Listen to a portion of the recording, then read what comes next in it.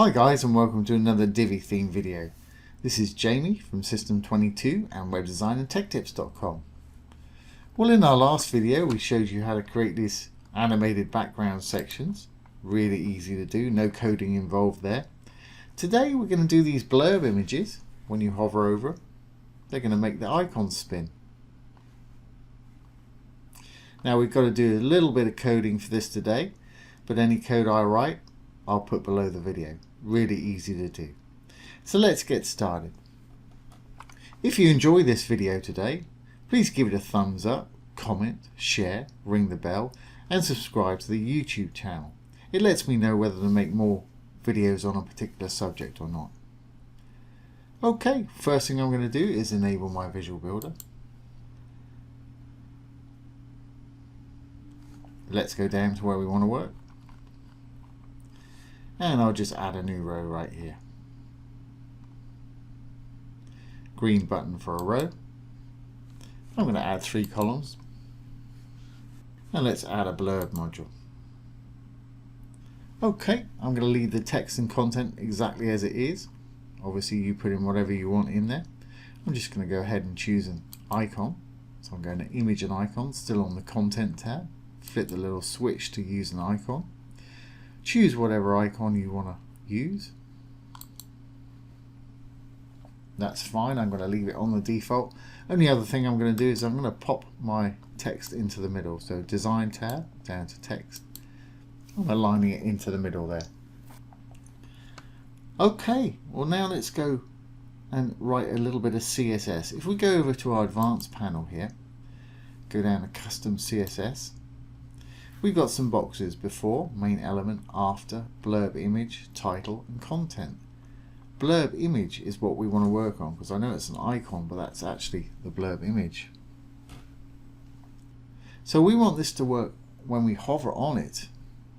So if we go up here to blurb image, hover over the dark legending, come onto most Divi modules, you'll find a little arrow, and that will enable us to put in a desktop state when your mouse is not on it, and a hover state when your mouse is on it. When we hover over it, I want it to rotate by 360 degrees. Now you can have it rotate however many you want. If you want twice that, do 720, etc, etc.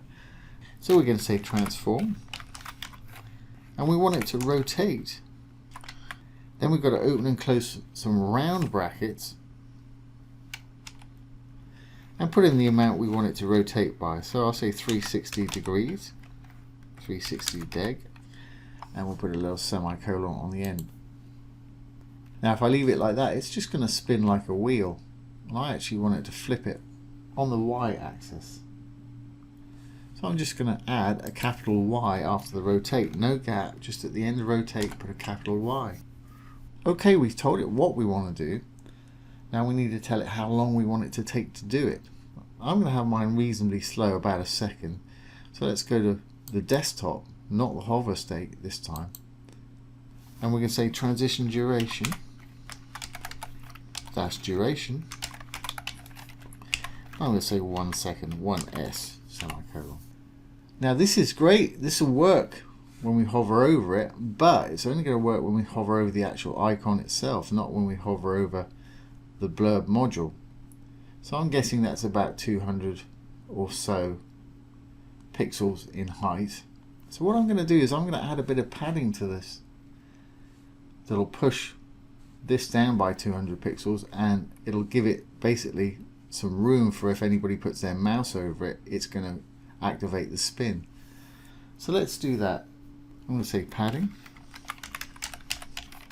and there's 4 entries. First one's top, second one's right. So for the top I want 0, second one for the right 50 pix, for the bottom I want 200 pix, so I'm going to pop it down quite a ways. As you can see, that's pushed that down there.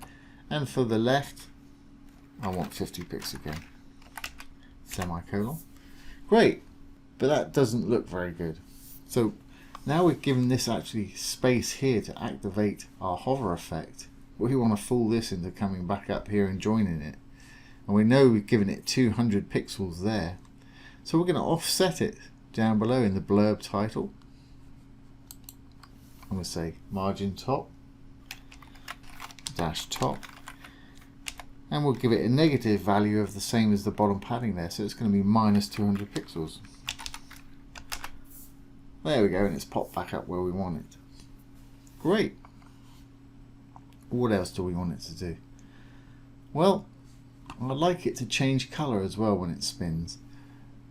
So we don't need to write any code for this, we can do this in the actual module itself. So let's go back to our design, image and icon, and again if we hover over the dark legending there, got a little arrow, desktop when your mouse is not on it, hover when your mouse is on it. When we hover on it, let's change it to, well, we change the others to purple, let's change these to red. There we go. So it's going to be blue when we're not hovering, red when we are hovering.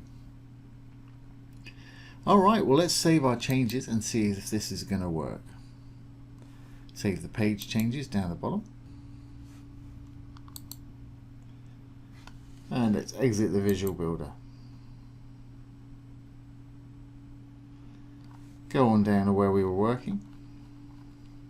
There we go. And there we go. That's great. I could change the transition duration or that color change right there, but it's actually fine. It's changing 300 milliseconds, which is the default for the Divi. In fact, I'll slow that down to 1 second so it's the same as our spin value. But apart from that, it's working fine. So if we go back in there, back down to where we were, let's go into this one again. I'm just going to slow that color change down by going over to the Advanced tab, down to Transitions, and there's the default 300 mils. I'm going to pull that up to a second, which is the same as what we've got for the spin, but that's entirely up to you. And I'm going to have it ease in and ease out.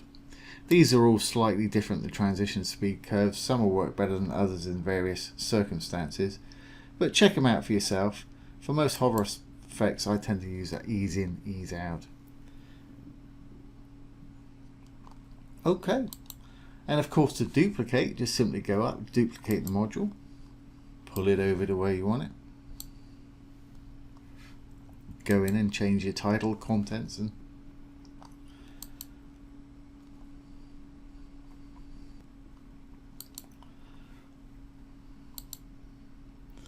icon.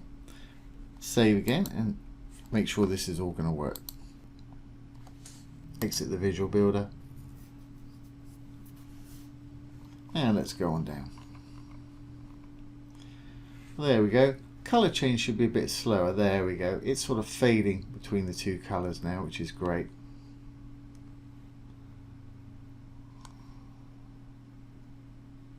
Slightly slower, taking a second, same as the spin there.